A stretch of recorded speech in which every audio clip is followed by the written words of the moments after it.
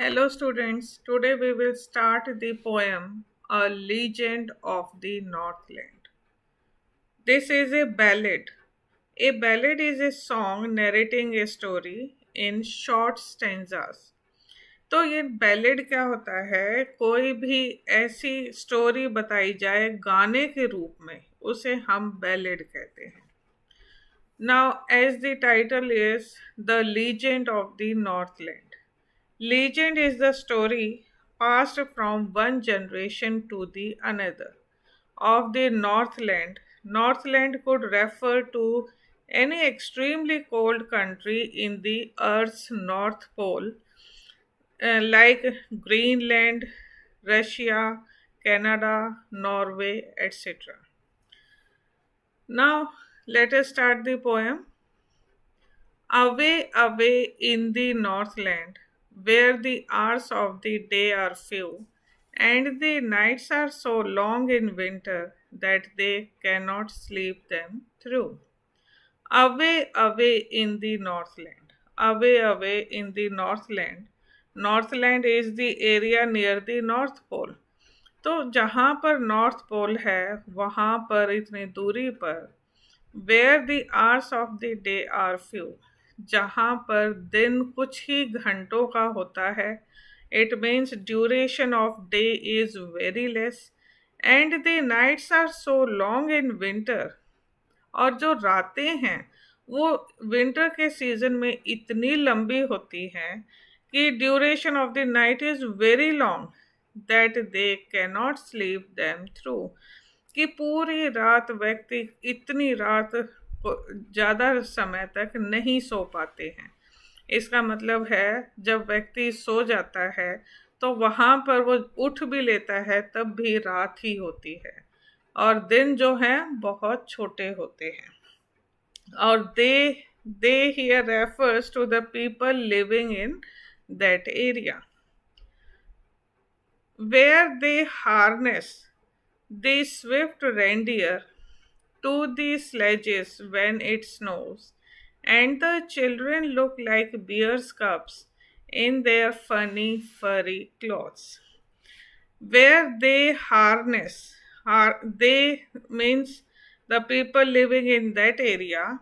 Harness means a set of leather straps that is put around a horse neck and body so that it can pull something, जिसको हम कहते हैं कि गाड़ी में लगाना. तो they harness the swift reindeer, swift which runs very fast, and reindeer is the type of deer. So you can see here is the reindeer who is harnessed to this sledge. So where they harness the swift reindeer, way harness मैंने जोत देते हैं तेज चलने वाले reindeer को, जो एक type की हिरन है, to the sledges when it snows, जब बर्फ गिरती है तो वो sledges. What do you mean by sledges? A cart that moves on ice is sledges. इस तरह की कार्ट होती है, इसमें टायर नहीं होते हैं और इस तरह का ये ग्राउंड में इस तरह की वो मिलती है, तो इसको हम स्लेज कहते हैं. तो स्लेज व्हेन इट स्नोज, जब बर्फ़ गिरती है तो जो रेंडियर हैं इनको स्लेजेस में जोत दिया जाता है. And the children look like bears cubs, और जो ये बच्चे हैं ऐसे लगते हैं जैसे भालू के बच्चे हों. इन देयर फनी फरी क्लॉथ्स, फरी मैंने जो ये फर होता है जो ये यहाँ पे आप देख सकते हो, तो ये फर का जो क्लॉथ्स हैं उसमें ये बिल्कुल बियर के बच्चे नजर आ रहे हैं. They tell them a curious story, I don't believe this true, and yet you may learn a lesson if I tell the tale to you. They here is parents और द एल्डर्स, जो हमारे बुजुर्ग हैं या फिर जो हमारे parents हैं. Tell them is the children here, तो वो जो पेरेंट्स हैं वो अपने बच्चों को एक बहुत ही विचित्र कहानी बताते हैं, स्ट्रेंज स्टोरी बताते हैं. आई डोंट बिलीव दिस ट्रू।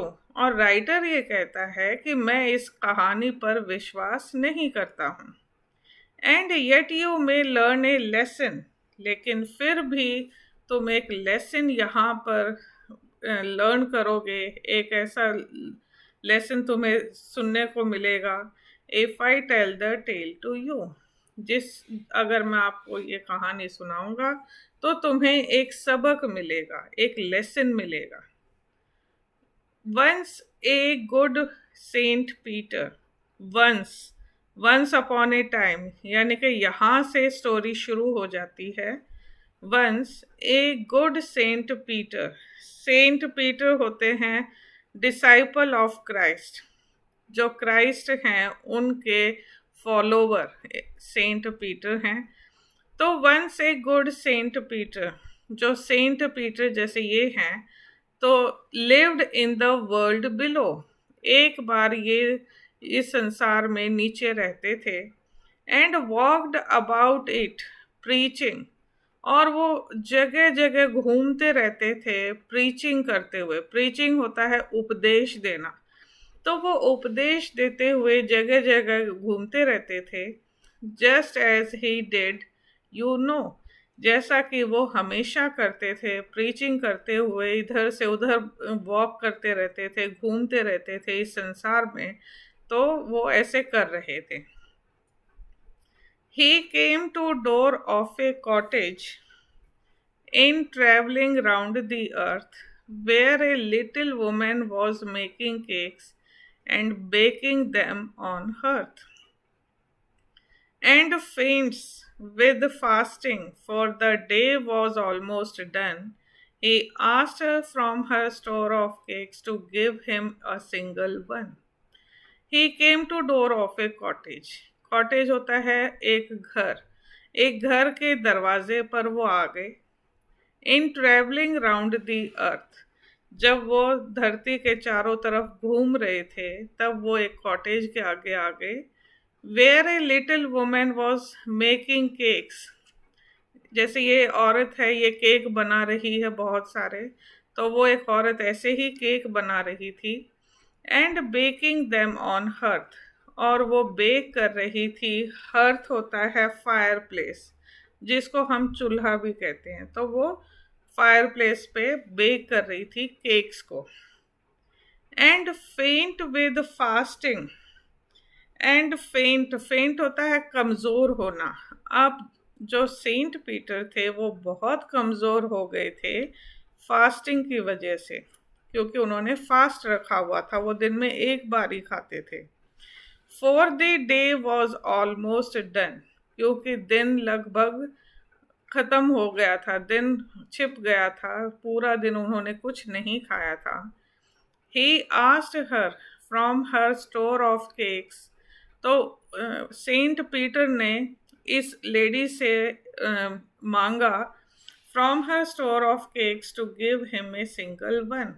अपने जितने उन्होंने केक बना रखे थे इस लेडी ने, उसमें से एक सिंगल केक सेंट पीटर ने इस लेडी से मांगा। So she made a very little, but as it baked lay, she looked at it and thought it seemed too large to give away. So she made a very little cake. जब Saint Peter ने उससे एक cake मांगा तो उसने सोचा जो मैंने पहले केक बना रखे हैं वो तो बहुत बड़े हैं, तो उसने एक छोटा सा केक बनाने की सोची। So she made a very little cake. उसने बहुत छोटा सा केक बनाया। बट एज इट बेकिंग ले, लेकिन जब उसने पकाने के लिए जब वो रखा, शी लुक्ड एट इट, और जब उसकी केक की तरफ देखा, and thought it seemed too large to give away, तो उसने सोचा कि ये तो देने के लिए ये तो बहुत बड़ा है। Therefore she needed another. Needed होता है मेक डव फ्रॉम फ्लोर, तो उसने आटा फिर से गूथा, डव बना दिया। Another and still a smaller one, और भी छोटा सा उसने बनाने की कोशिश की। but it looked when she turned it over. लेकिन जब उसने उसको टर्न करके देखा, as large as the first had done, उतना ही बड़ा उसे नजर आया जितना उसने पहले बना रखे थे. Then she took a tiny scrap of dough. फिर उसने बहुत ही छोटा स्क्रैप लिया. स्क्रैप मैंने टुकड़ा लिया आटे का, बहुत ही छोटा टुकड़ा लिया आटे का. एंड रोल्ड इट फ्लैट, और वो उसे रोल करती रही और फ्लैट बनाती रही. And baked it thin as a wafer. अब देखो ये वेफर है, कितना पतला होता है, केक कितना बड़ा था, तो उसने उसको इतना पतला कर दिया जैसे कि वेफर है. But she couldn't part with that. लेकिन वो ये वेफर जितना पतला केक भी उसे नहीं दे पाई सेंट पीटर को. फॉर शी सेड, और उसने क्या कहा, my cakes that seems too small when I eat of them myself. ये जो केक मैं बनाती हूँ, ये जब मैं खुद खाती हूँ तो ये मुझे बहुत छोटे नज़र आते हैं. Are yet too large to give away, so she put them on the shelf. और देती है वो, तब उसे वो बहुत ही बड़े नज़र आते हैं केक, और इसलिए उसने क्या किया, वो केक भी जो वेफर जितना पतला बनाया था वो भी उसने उस शेल्फ के ऊपर रख दिया. Then good Saint Peter grew angry, for he was angry and faint, and surely such a woman was enough to provoke a saint. And he said, you are far too selfish to dwell in a human form, to have both food and shelter and fire to keep you warm. Then good Saint Peter grew angry. अब जब बहुत देर हो गई और saint Peter को भूख लगी हुई थी और वो केक नहीं दे पा रही थी, तो वो बहुत ही नाराज हो जाते हैं, गुस्से में आ जाते हैं. For he was angry and फेंट, क्योंकि वो बहुत ज़्यादा गुस्से में थे और वो बहुत कमज़ोर पड़ गए थे, क्योंकि उन्होंने सुबह से कुछ खा ही नहीं रखा था. And surely such a women, और इस तरह की जो ग्रीडी औरतें होती हैं, was enough to provoke a saint, और वो काफ़ी थी एक सेंट को प्रोवोक करने के लिए. प्रोवोक होता है कॉज टू गेट एंग्री, यानी कि गुस्सा दिलाने के लिए इस तरह की औरत काफ़ी थी. एंड ही सेड, और सेंट पीटर ने कहा, you are far too selfish, तुम बहुत ही स्वार्थी हो. To dwell in a human form, dwell means to live, रहना, कि तुम डिजर्व नहीं करती हो एक ह्यूमन फॉर्म में. To have both food and shelter and fire to keep you warm, कि तुम डिजर्व ही नहीं करती हो कि तुम्हें खाना मिले, तुम्हें शेल्टर मिले और फायर मिले जिससे कि तुम गर्म रहो, यानी कि तुम एक ह्यूमन बीइंग के लायक हो ही नहीं. Now you shall build as the birds do. अब उन्होंने एक श्राप दे दिया सेंट पीटर ने कि अब तुम यू शैल बिल्ड, अब तुम ऐसे घर बनाओगी जैसे एक पक्षी घर बनाता है, as the birds do, and shall get your scanty food, और फिर तुम्हें कहीं जाके बहुत, स्कैंटी होता है वेरी लिटिल, तब तुम्हें बहुत थोड़ा खाना मिलेगा. By boring and boring and boring. Boring होता है मेकिंग होल और डिगिंग. जब तुम होल करती रहोगी तब तुम्हें बहुत थोड़ी अमाउंट में खाना मिलेगा. All day in the hard dry would, पूरा दिन जो सख्त लकड़ी है, ड्राई जो सूखी हुई लकड़ी है और जो बहुत ही सख्त है, जब उस लकड़ी में तुम बोर करती रहोगी तब तुम्हें कहीं जाके खाना थोड़ा सा मिलेगा और तुम्हारा घर बना पाओगी तुम उस लकड़ी में। जैसे ये वुड पैकर जो होता है, लकड़ी में बोरिंग करता रहता है, उसमें डिगिंग करके और फिर वो घर बनाता है, तो तुम ऐसे घर बना पाओगी। Then up she went through the chimney. Chimney is the fire place जिसमें एग्जॉस्ट होता है। जैसे फायर प्लेस का जो एग्जॉस्ट होता है, जैसे नीचे आग जल रही है और यहाँ से धुआं निकलता है, तो उसको कहते हैं chimney. Then up she went through the chimney never speaking a word. उसने कोई वर्ड्स नहीं बोला, और she went through the chimney, और वो चिमनी से ऊपर की तरफ आती है, जैसे ये आप फोटो में देख सकते हो। नेवर स्पीकिंग ए वर्ड, उसने कुछ नहीं कहा, चुपचाप रही वो। And out of the top flew a woodpecker. तो और जब वो चिमनी से ऊपर आती है तो इसके आगे यहाँ पर ये जो वुड पैकर है ये उड़ता है। इस औरत को श्राप देकर सेंट पीटर ने वुड पैकर बना दिया है। For she was changed to a bird, क्योंकि इस लेडी को, जो बहुत ही ग्रीडी औरत थी, ये बहुत ही लालची थी, उसको एक बर्ड में कन्वर्ट कर दिया है सेंट पीटर ने। She had a scarlet cap on her head. उसके हेड के ऊपर, scarlet is the bright red colour, तो she had a scarlet cap on her head.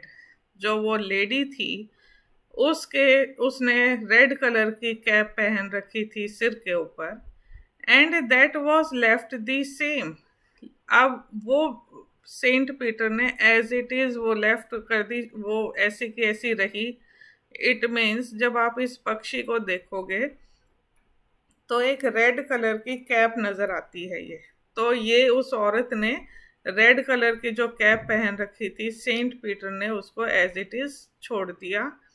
But all the rest of her clothes were burned. लेकिन जितने भी सारे कपड़े उसने पहन रखे थे सारे वो जला दिए थे। Black as a coal in the flame, और इतने ब्लैक कलर के हो गए थे जैसे कि कोयला उस आग में। And every country school boy, और जो हर एक country school boy, country side होता है गांव का एरिया, और जो हर एक बच्चा जो स्कूल में जाता है, जो लड़का जा रहा है, has seen her in the wood, और उसने उसको उस जंगल में देखा है। Where she lives in the trees till this very day, और वो आज भी उन पेड़ों के बीच में रहती है, boring and boring for food, और वो डिग करती रहती है खाने के लिए। यानी कि ये जो हार्ड जो ये बार्क होती है, इसको ये डिग करती रहती है और निकालती रहती है, और फिर उसे कुछ खाने को मिलता है। तो यहाँ पर सेंट पीटर ने जब भी मतलब इस पक्षी का को देखते हैं, तो जो हमारे एल्डर्स हैं वो ये कहानी बताते हैं कि ये कभी एक ऐसी औरत होती थी जो बहुत ही ग्रीडी थी, और सेंट पीटर ने उसे श्राप देकर एक वुड पैकर के रूप में बदल दिया था। तो जब भी गांव वाले या फिर जो एल्डर्स हैं, पेरेंट्स हैं, इस पक्षी को देखते हैं तो वो अपने बच्चों को ये स्टोरी सुनाते हैं। So you must have understood this poem. Thank you and have a nice day.